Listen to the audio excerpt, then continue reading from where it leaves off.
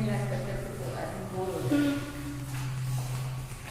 good morning students. So today I am going to explain Krebs cycle or PCS cycle. Krebs cycle, why the name is given Krebs cycle?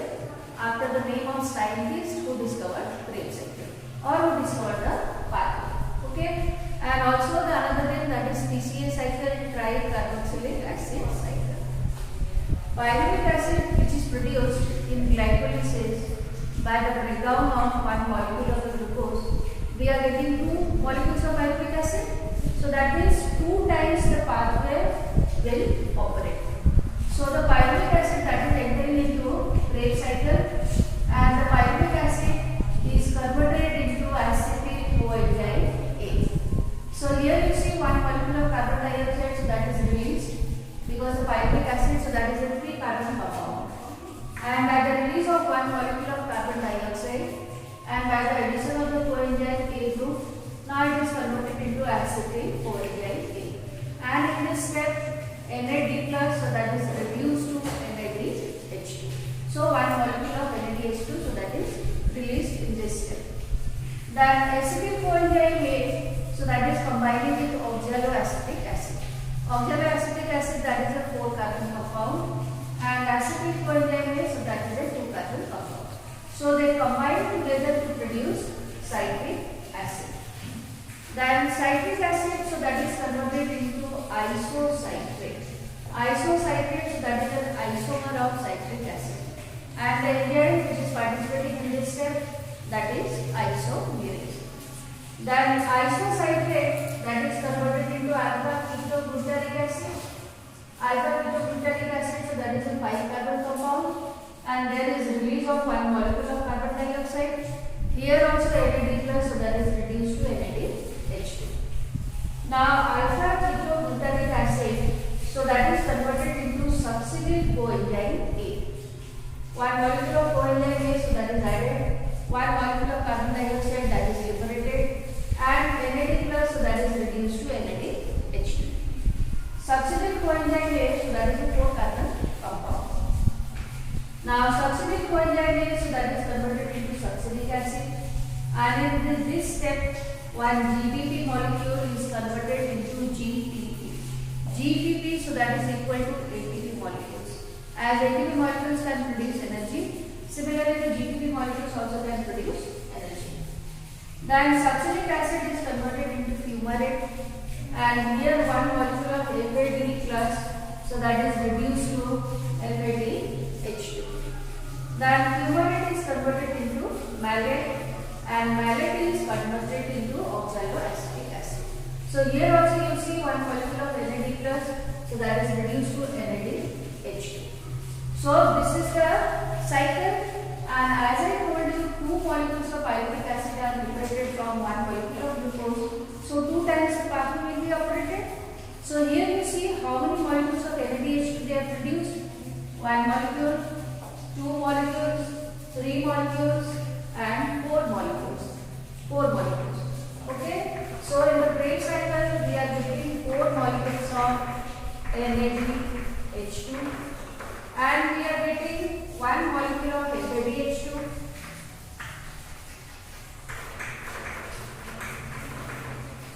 and 1 molecule of GPP. So NADH2 and FADH2, they cannot instantly, they cannot produce energy in the form of ATP. And these 2 molecules, they have to enter into electron transport system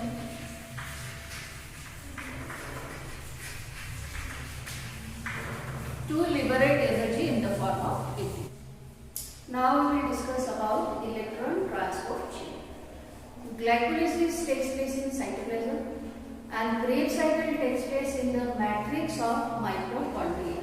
If you remember, mitochondria is having a double membrane, and from the inner membrane, many pores are developing. These are called peristeum.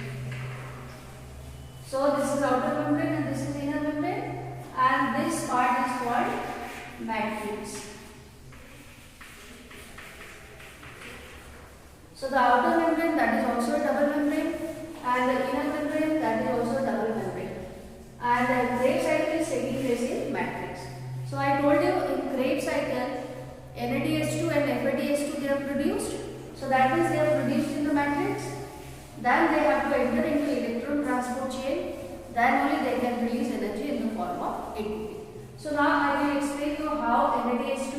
NADH2, they are passing through different electron carriers. Okay. Now this is the outer membrane of mitochondria. This is the inner membrane of mitochondria. Okay. And in the inner membrane of mitochondria, there are many protein molecules or the protein carriers are there. So these are called intrinsic protein because they are completely embedded in the inner membrane of the mitochondria. And these protein molecules, they are the electron carrier. Because the electron, it can be transported through these molecules and ultimately they can reach to one atom of oxygen. Okay. Now NADH2, which is produced in Krebs cycle, so that is broken down to release two electrons and the two protons, and it is giving NAD plus. Now these two electrons, they are entering into the electron transport chain.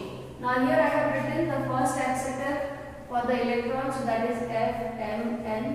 Then it passes to FES. So like this, there are so many carriers are there: ubiquinone, H2, cytochrome B, then the ferrous sulfate, then sulfide, then the ubiquinone H2, cytochrome C1, C, and A3. So these are all the protein carriers. Now as the electron, it is transferred from one carrier to another carrier. Then at this step, now all these protein molecules, they are divided into four complexes. Complex 1, 2, 3 and 4. So this is complex 1, this is complex 2, then this is complex 3 and these are all complex 4. Okay. So as the electron, it is coming to this place. Now here we can find out the electron, so that is releasing, because you know that electron is having energy. So some amount of the energy that is liberated at this step. And the energy which is liberated, with the help of that energy, 2H plus which is there in the matrix of mitochondria, now it can be transported into intermembrane space. So this is the space in between the outer and the inner membrane of the mitochondria. So with the help of energy, now 2H plus which was there in the matrix, so that is transported to this space. Okay. Now again the electron, so that is moving through all this carrier. So as the electron, it comes to here, this place, then here also the electron, so that is releasing some amount of energy. And the same thing is happening to H plus which is here, so that is transported to intermembrane space. Okay. Then the electron, it is transported with the help of cytochrome B, FES, ubiquinone, UQH2, and like this when it comes to this place, then here also some amount of energy is liberated and 2H plus, so that is transported from the matrix to this space. Then ultimately the electron that goes to the last carrier, which is cytochrome A3, and after that it is entering into the matrix. So in the matrix, it is accepted by one atom of oxygen and it is combining with 2H plus to produce the water. Okay. Now all these H plus ion, which is there in the intermembrane space. Okay. Now here you can find out the concentration of the H plus ion, so that is more in comparison to the concentration of H plus ion here in the matrix. Now these H plus ion need to move into the matrix, and the movement, so that is only possible through F0 and F1 particles. So as I told you, the concentration of the H plus ion, so that is more in intermembrane space in comparison to the matrix. So the H plus ion, so that will again diffuse into the matrix. But the diffusion, so that is only possible where you can find out the crystal, they are present. Okay. So this is F0 and F1 particle. Now this one is the F0 particle. In the middle place there is one stalk is there, and this is the head, which is called F1 particle. In the head you can find out the enzyme ATPase that is present. So this 2 plus 2 H plus ion, so as it is moving into the matrix, now you can find out this proton, it is also having some amount of the energy. So as the H plus ion, it is coming to this place, then it can release energy. And with the help of the enzyme which is present there, ATPase, now ADP will bind with inorganic phosphate to produce ATP. So energy is produced, then the H plus ion, matrix of mitochondria. Okay. So at last, in the electron transport chain and the oxidative phosphorylation, which is the last step, you can see that energy currency in the form of ATP they are produced. So as I told you, one NADH2 molecule, one molecule of NADH2, it can produce 3 ATP. Alright, so here you see, if 3 times the H plus ion they will enter into the H0 F1 particles, then 3 ATP molecules they are produced. Similarly, one molecule of FADH2, it can produce 2 molecules of ATP. Okay, now we will see what is the total number of ATP which is produced in aerobic process.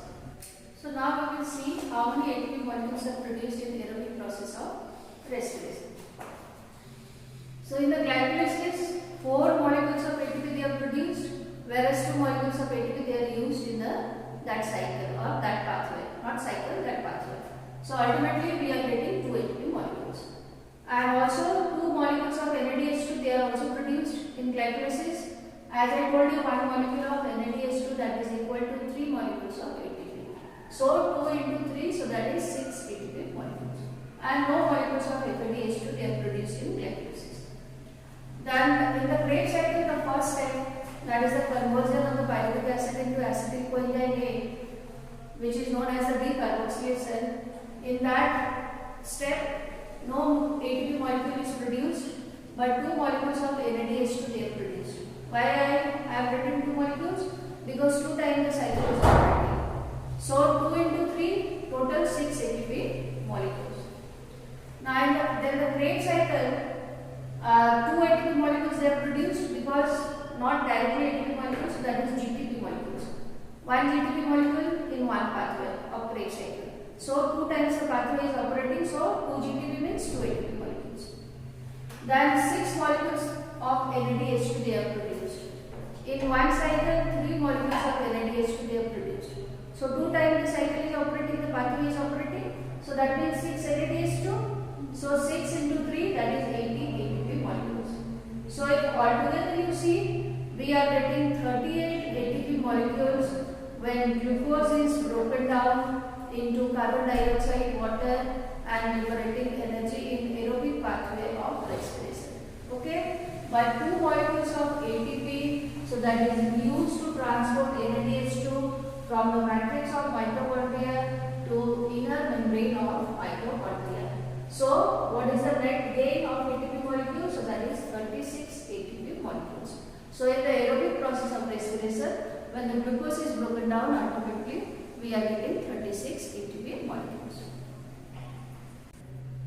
So what is catabolic pathway? You know that respiration, so that is a catabolic process. Catabolism. And in the process of catabolism, molecules they are broken down to produce energy.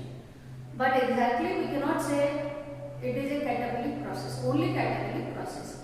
Because in the pathway you can see organic compounds, they are produced and as well as they are broken down.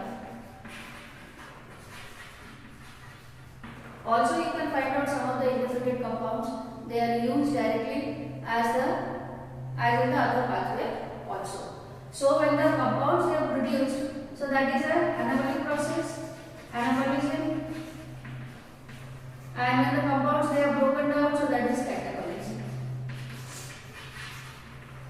So rather than saying it a purely catabolic process, we can say that it is an anabolic pathway where both the anabolism and the catabolism they are taking place. Now what is respiratory quotient? RQ. RQ is the volume of carbon dioxide evolved in the process divided by the volume of oxygen consumed. Because in the process you know that we are taking in oxygen, giving out carbon dioxide. So what is the volume of oxygen consumed and what is the volume of carbon dioxide given out? So that is called RQ. And RQ is different for different respiratory substrate. Because I have explained to you that either it can be, the substrate can be either carbohydrate, protein or the fat. And directly the protein and the fat they are not participating in the process. They need to be broken down into simple compounds like fat is broken down to fatty acid and the glycerol. and the proteins they are broken down into amino acids. Similarly, the complex carbohydrate they are also broken down into glucose, and glucose is directly entering into the pathway. So what is RQ for carbohydrate? So that is 1. So that means the equal volume of the oxygen and the carbon dioxide they are consumed and evolved. What is the RQ for the fat? It is 0.7, and the RQ for the protein it is 0.9. So directly fat and the protein they are not entering into the pathway. They are broken down into simple compounds which are entering in the pathway. So this is all about this chapter.